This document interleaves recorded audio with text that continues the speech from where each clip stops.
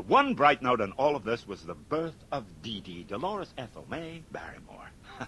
Poor Winky, she said, I'm sorry it's a girl. I said, come on. I wanted a girl. You know the tradition. In our family, the girls are the only ones we don't worry about. Who do you think she looks like? Lon Chaney? Well, still in all, Tower Road was costing a fortune. Dry rot put the Mariner into the breaker's yard, and I get a bit smashed, and I have to go and buy a new diesel yacht, $250,000. Back to the stage. You gotta be kidding me. One person saved my life. A movie actress called Greta Garbo. She wanted me for Grand Hotel, and MGM had to hire me. First day of shooting, I get there 50 minutes early, slip in unnoticed so as not to keep her waiting, 40 minutes later, still no Garbo. Now, I'm really pissed off. I think, fuck this, I'm out of here. Then the first assistant hurries over and says, oh, Mr. Barrymore, there you are. Miss Garbo's been waiting outside for you for an hour. She didn't want to arrive on the set ahead of you. Huh? Well, out of respect, Oh. I went out to meet her, escort her in. I kissed her hand. My wife and I think you're the loveliest woman in the world. Her personal lighting man asked me how I wanted to be lit. I said, listen, I'm 50 years old and I want to look like Jackie Cooper's grandson. You ever see the movie? Oh, did a great job. And Garbo was fabulous. God bless her. She had scenes arranged to favor my famous left profile, and she fed me her special Iraq punch for hangovers. So, I kind of helped her out a little, There's this big scene.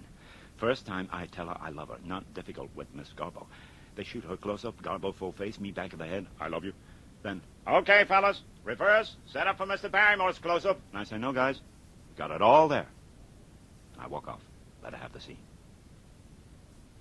Best back of the head, I love you in the history of motion pictures. We were working long hours on this one. Winky was pregnant again. I used to try to get home as fast as I could. Well, one night I don't get out of the studio till way past 11, and I stop in at the Brown Derby and have a couple of nips. When I get back, the house is almost in darkness except for a light under the bedroom door. And suddenly there's this man's voice. Soothing. Low. Too soothing for my taste. I race up the stairs, fling open the door, and Jesus, this goddamn doctor's sitting on the bed fiddling with her. Oh, I knew who the bastard was. Some gynecologist called Vrewink. He was always sniffing around. I grab him, I take him down the stairs, and I throw him out of the door. I say, I'll kill you if you ever come back here, you bastard. Jack, you're drunk, not too drunk to know what he was up to. Nobody touches you that way, nobody. I know his kind. Well, how can you presume to? Because I'm a Barrymore, that's how I presume, that's how I know.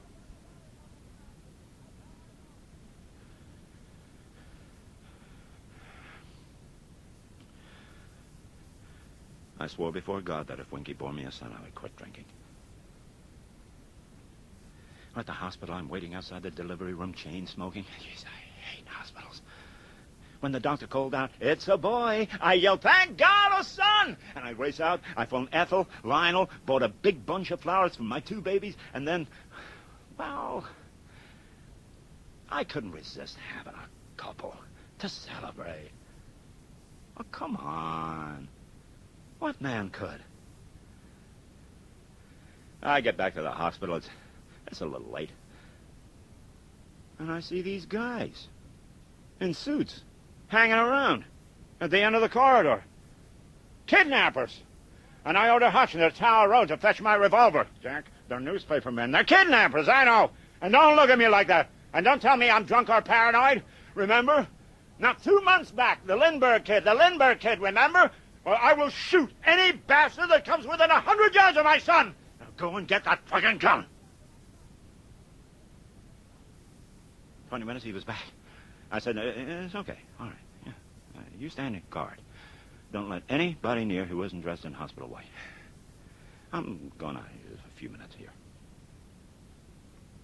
Well, I met some of the boys and celebrated a little bit more. And when I got back to the ward, I fell asleep in my clothes. Winky had asked for me, but they couldn't wake me.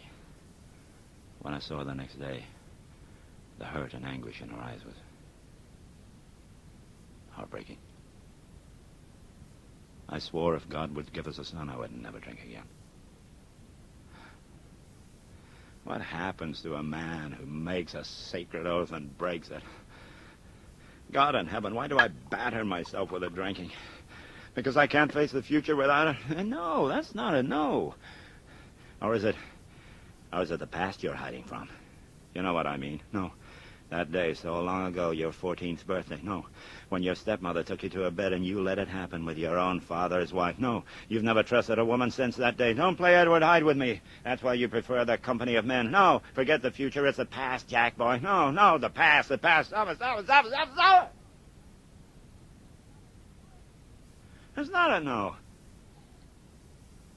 I just can't face the immediate future without a glass or two, that's all. I mean, this isn't dinner at 8. You know, it was just a picture.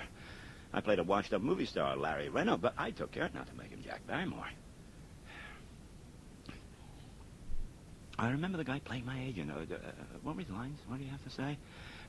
You never were you had... Oh, yeah. You never were an actor. You had looks, but they're gone now. Just look in any mirror. They don't lie. Take a good look at the creases, the pouches under the eyes. Get a load of yourself. You sag like an old woman. Don't bother calling around the agencies looking for a job because nobody's going to call you back sitting by your telephone for hour after hour giving your name to office boys who never even heard of you. You're through, mister. And pictures, plays, radio, and everything. You're a goddamn corpse and you don't know it. Go get yourself buried. But that wasn't all. That's just movie horse shit. And that year, I made five movies. Dinner at 8, and other one, great movie. Law, Counselor at Law. Great movie. Now, on that one, I was called back to Universal for a couple of reshoots. Now, I was tired that day. I had 2 beers, that's all. Okay, so I sweep through the long piece, flub on the short one, laughter. 2 takes later, same thing happens, no laughter. 25 takes later, the director calls a wrap. I got it the next morning, right away. But I was a marked man from then on. See? You see, if they say you're drunk or take dope, that you can survive. But when the word's out you're forgetting your lines, you're fucked, you're finished. And I've just been tired, that's all. Or maybe a little hyperglycemic.